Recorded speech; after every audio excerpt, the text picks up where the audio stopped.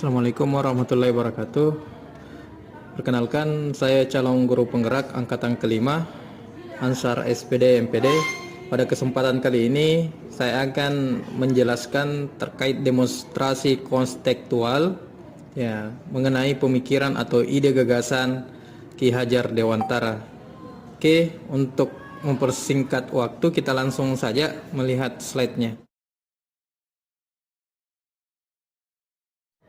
Yang pertama, di dalam penerapan ide gagasan yang sesuai dengan pemikiran Ki Hajar Dewantara, bahwa Ki Hajar Dewantara di sini menjelaskan tujuan pendidikan, yaitu menuntun segala kodrat yang ada pada anak-anak. Ya, maksud di sini bahwa kodrat yang dimiliki anak-anak yaitu kodrat alam dengan kodrat zaman.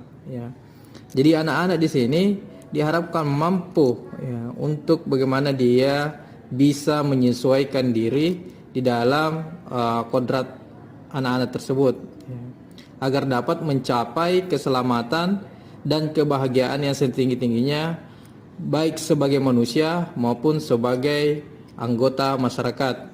Jadi baik kodrat alam yaitu sifatnya, dengan kodrat zaman yaitu perkembangan zaman, harus mampu untuk mereka menyesuaikan dan harus memiliki bakat sehingga dapat bermanfaat bagi dirinya sendiri dan masyarakat. Berikutnya yaitu terkait dengan pendidikan yang diharapkan mampu menciptakan ruang bagi murid untuk bertumbuh secara utuh agar mampu memuliakan dirinya dan orang lain. Jadi inilah yang tadi yang saya maksud, terkait dengan bagaimana ilmu yang dia miliki bisa bermanfaat bagi dirinya dan orang lain. Dalam artian dia mampu merdeka batin dan menjadi mandiri, yaitu merdeka lahir. Jadi secara lahir dan batinnya dia mampu untuk menjalani kehidupan sehari-hari. Oke, di slide ini berikutnya yaitu mengapa kita harus menerapkan gagasan pemikiran Ki Hajar Dewantara. Yang pertama, kita adalah manusia yang memiliki akal dan perasaan. Jadi dalam pemikiran Ki Hajar Dewantara, akal itu harus digunakan secara baik, sehingga bisa mampu memuliakan dirinya. Kenapa juga perlu kita memiliki perasaan agar mampu menghargai orang lain, menganggap bahwa manusia yang lain adalah manusia juga yang perlu untuk kita hormati. Ini juga sesuai dengan nilai-nilai Pancasila, sila kedua, yaitu kemanusiaan yang adil dan beradab. Berikutnya yang kedua, mengapa kita harus menerapkan gagasan pemikiran Ki Hajar Dewantara, yaitu bahwa setiap manusia menginginkan kebahagiaan. Jadi pada dasarnya apapun profesinya, apapun yang dia lakukan, pada dasarnya dia ingin mencapai kebahagiaannya. Namun perlu kita pahami di poin kedua ini bahwa setiap manusia itu memiliki kebahagiaan yang berbeda-beda. Contohnya pedagang di pasar, dia bahagia ketika dagangannya laku. Di sekolah, peserta didik atau siswa, dia bahagia ketika mendapatkan nilai yang bagus. Jadi itu yang perlu dipahami bahwa setiap manusia menginginkan kebahagiaan, namun harus kita juga mengerti terkait dengan tiap-tiap manusia berbeda-beda kebahagiaannya. Makanya perlu juga perlakuan yang berbeda-beda. Berikutnya yang ketiga, yaitu ilmu yang kita dapatkan bermanfaat bagi diri kita sendiri dan orang lain. Ini yang tadi yang saya jelaskan di slide awal, bahwa ilmu yang kita miliki selain bisa bermanfaat bagi diri kita sendiri, itu juga bisa bermanfaat bagi orang lain. Oke, untuk lebih mendalam kita akan melihat slide berikutnya.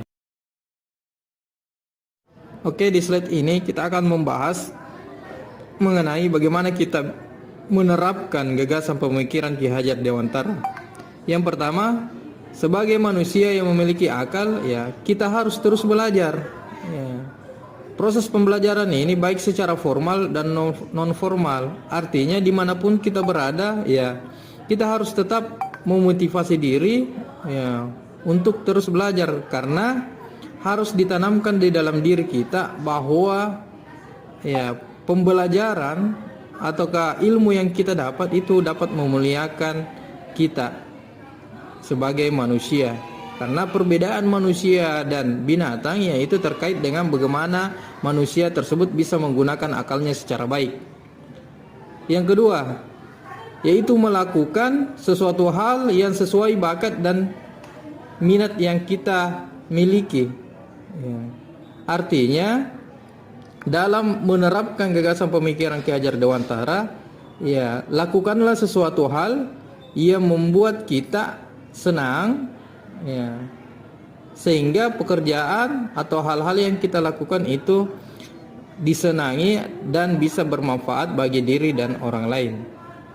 Yang ketiga yaitu membuat suatu karya yang inovasi yang bisa kita manfaatkan sendiri dan orang lain, seperti membuat penghemat listrik. Jadi ini adalah salah satu contohnya, ya, di dalam hal penerapan gagasan Ki Hajar Dewantara. Di dalam pemikiran Ki Hajar Dewantara, ya, ada tantangan dan solusi di dalam penerapannya. Jadi di slide ini kita akan membahas mengenai tantangan dan solusinya. Jadi dalam pemikiran Ki Hajar Dewantara, dalam pelaksanaannya memiliki tantangan seperti sarana atau prasarana yang terbatas, ya, serta kemauan kita untuk belajar yang kurang. Ya, yang saya angkat ini terkait dengan persoalan-persoalan yang sering terjadi. Ya, terlebih lagi di poin terkait dengan kemauan kita untuk belajar yang kurang. Ya, karena saya lihat dari hasil pengamatan saya pribadi sebagai guru bahwa banyak masyarakat yang malas untuk belajar, ya, ataukah memiliki sifat hedonisme. Artinya mau senang, ya, tanpa mau berusaha atau belajar. Ya.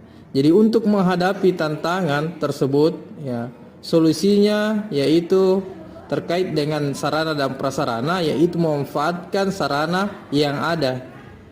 Ya, jadi apapun yang kita miliki, ya, itu yang kita manfaatkan, ya, sebagai bahan ataukah sebagai alat untuk tercapainya tujuan yang ingin kita capai.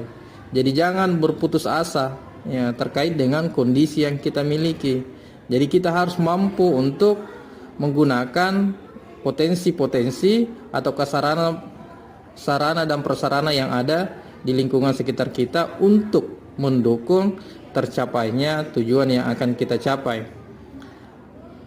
Yang kedua yaitu memotivasi diri sendiri untuk terus belajar, ya, dengan mengingat pentingnya pendidikan itu sendiri. Artinya, ya, bahwa pendidikan itu sangat penting, ya, bagi kehidupan kita, ya, bagi kelangsungan bangsa dan negara dan bagi orang lain, ya, sehingga kita bersemangat di dalam hal proses pembelajaran ataukah di dalam hal mempelajari sesuatu yang baru. Jadi itulah yang bisa saya sampaikan terkait dengan demonstrasi kontekstual, ya, tentang pemikiran Ki Hajar Dewantara. Oke, sekian dan terima kasih. Assalamualaikum.